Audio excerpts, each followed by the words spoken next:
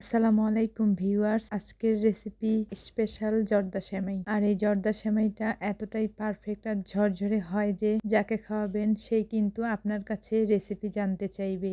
এটা এতটাই টেস্টি। আজকের এই জর্দা সেমাইটা তৈরির জন্য আমি 1 প্যাকেট পাকিস্তানি কুলসুন সেমাই নিয়েছি। আমি এখন সেমাইটার মাঝখানে একটু ভেঙে নিচ্ছি। এবার এগুলোকে ভেজে নিব। তার জন্য চুলায় আমি কড়াই বসিয়ে দিয়ে দিয়েছি। কড়াইটা গরম হয়ে এলে এখানে আমি দিয়ে দিব 2 টেবিল চামচ রান্নার তেল আর দিয়ে দিব 1 টেবিল চামচ ঘি। আপনারা চাইলে রান্নার তেল না দিয়ে সম্পূর্ণটাই ঘি দিয়ে তৈরি করতে পারেন। এবারে তেল আর ঘিটা গরম হয়ে এলে এখানে আমি 2 টুকরো তেজপাতা দিয়ে দিলাম 2টা দারচিনির টুকরো ও 2টা এলাচ। এগুলোকে একটু ভেজে নিয়ে দিয়ে দিলাম কিশমিশ ও কাজু বাদাম কিছুটা পরিমাণে। আপনারা আপনাদের ইচ্ছে মতো এখানে যে কোনো ড্রাই ফ্রুটস ব্যবহার করতে পারেন। এবারে আমি ভেঙে রাখা সেমাইটাকে ভাজতে দিয়ে দিলাম। সেমাইটাকে কিন্তু খুব বেশি গুঁড়ো করে ভাঙতে যাবেন না। সেমাইটাকে শুধুমাত্র মাঝখানে একটা ভেঙে দিলেই কিন্তু সেমাইটা দেখতে বেশি সুন্দর লাগবে। চুলার আঁচটাকে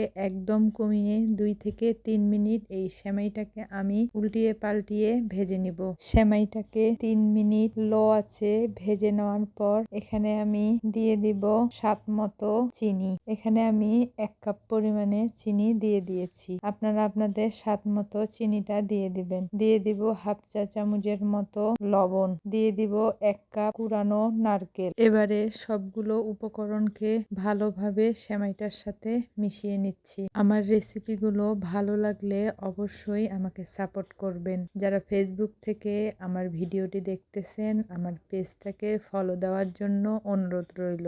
যারা ইউটিউব থেকে আমার ভিডিওটি দেখতেছেন আমার চ্যানেলটিকে সাবস্ক্রাইব করার জন্য অনুরোধ রইল। সবগুলোকে ভালো করে মিশিয়ে নেওয়ার পর এখানে আমি একটি কাপে 4 চা চামচ গুঁড়ো দুধ নিয়েছি। তাতে আমি 1 কাপ পরিমাণে গরম পানি দিয়ে দিলাম। এবারে দুধ আর পানিটাকে ভালো করে মিশিয়ে এটাকে আমি সেমাইয়ের মধ্যে দিয়ে দিব।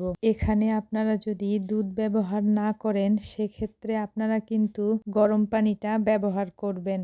কারণ গরম দুধ অথবা গরম পানি এই দুইটাই কিন্তু এখানে ব্যবহার করতে হবে। তাহলে কিন্তু একদম সেমাইটা পারফেক্টভাবে ঝরঝরে হবে। এবারে আমি দুধটাকে ভালো করে সেমাইয়ের সাথে নেড়েচেড়ে মিশিয়ে নিচ্ছি। ভালো করে দুধটাকে সেমাইয়ের সাথে মিশিয়ে নেওয়ার পর চুলার আঁচটাকে একদম কমিয়ে ঢাকনা দিয়ে ঢেকে 5 মিনিটের মতো রান্না করে নিব। ফিরে আসবো 5 মিনিট পর। এখন কিন্তু সেমাইটা দেখতে নরম মনে হলেও পরে যখন সেমাইটাকে উঠিয়ে নেব তখন কিন্তু সেমাইটা একদম ঝরঝরে হয়ে যাবে। আবারও 2-3 মিনিট লো আঁচে সেমাইটাকে একটু নেড়েচেড়ে নিব। 2-3 মিনিট পর সেমাইটা আমার পারফেক্টভাবে হয়ে গিয়েছে। এবারে এটাকে আমি তুলে নিচ্ছি। সেমাইটা ঠান্ডা হয়ে গেলে একদম ঝরঝরে হয়ে যাবে। আমার এখানে সেমাইটা কিন্তু একদম ঝরঝরে হয়ে গিয়েছে। আপনারা দেখেই হয়তো বুঝতে পারতেছেন। আর এই সেমাইটা খেতে কিন্তু ভীষণ টেস্টি।